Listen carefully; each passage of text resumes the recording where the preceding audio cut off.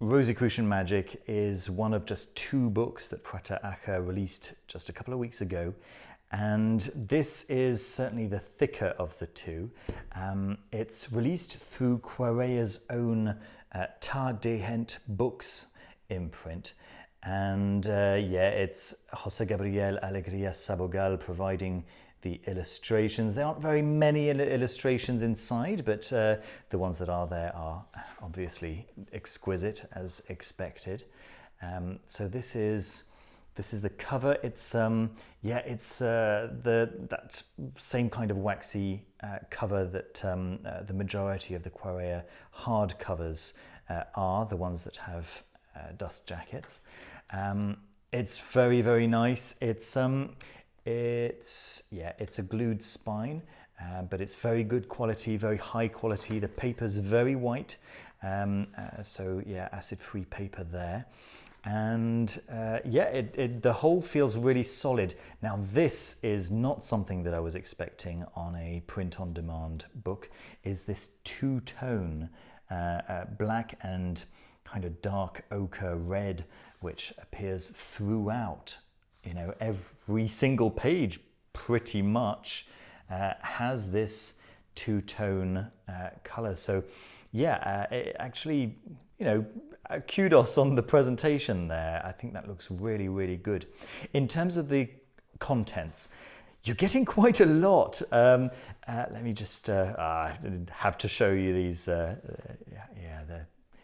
Those lovely Alegría Sabogal illustrations, right? I mean, just so beautiful. What are you getting inside? Well, you're getting quite an array of different things, from a history of the Rosicrucians to historical initiation grades and rituals, to rituals invented by Frater Acher himself for the modern practitioner, some guided meditations, some analyses of Rosicrucian texts. So there's just so much going on, and you know, for so many different tastes, I would say that whatever the style that you follow, you're going to find something to please you here. It's obviously it's written in Frater Acher's unmistakably readable style. He has an extraordinary knowledge of esoteric texts, old esoteric texts. I think his library must be just something to behold, right? Must be absolutely incredible. The kind of thing that I can only really dream of. And it's quite evident here. And he shares a few tidbits here with us of yeah, the gems that he has managed to find in his own researches in this kind of area. Now, I would say that this stands as an accompaniment to his Holy Daemon trilogy. Certainly not as as something lesser, but something that can easily complement and that can very easily stand on its own feet as well, if that makes sense. I would say that you would get a fuller picture of his more recent thoughts on the Holy Daemon trilogy, of which we still haven't seen the third yet at the time of recording, right? But he actually mentions the third book quite a lot throughout here. Yeah, so I would say that this stands as a fourth book, in the same way as maybe Agrippa's fourth book of occult philosophy stands as a companion to the 3 books of philosophy, in the sense that you can very comfortably only have the fourth book in the same way as you can comfortably only have the 3 books. But having all 4 together works very well.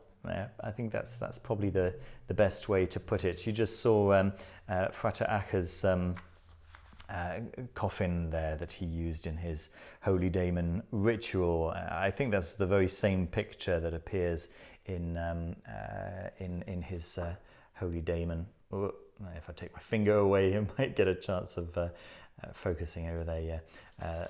Holy Daemon, where he describes his own process of getting in touch with his own holy guardian angel.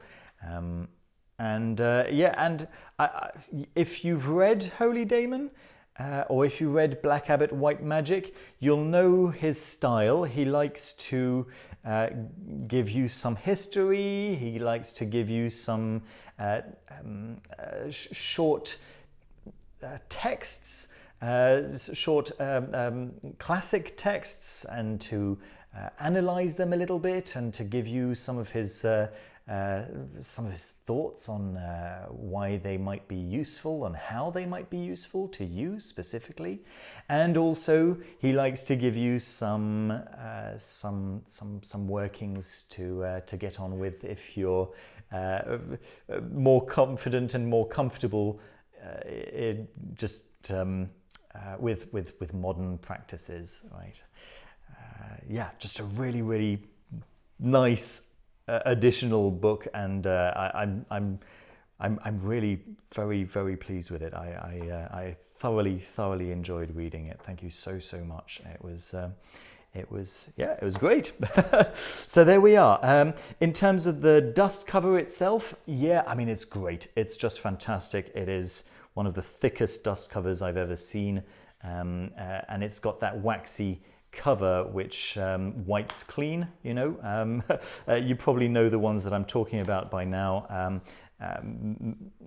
So if you've got a grease mark on this, or if you held it with less than perfectly clean fingers, you could very, very comfortably wipe that clean without leaving any kind of mark. It's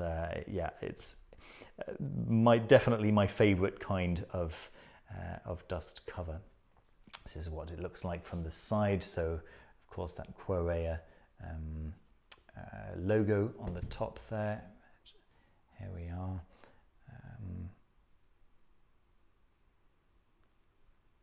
And there we have it. Okay, I hope you enjoyed the review. Don't forget to leave a thumbs up. There are links, of course, in the description, as usual. And I will see you very soon with another video. Take care.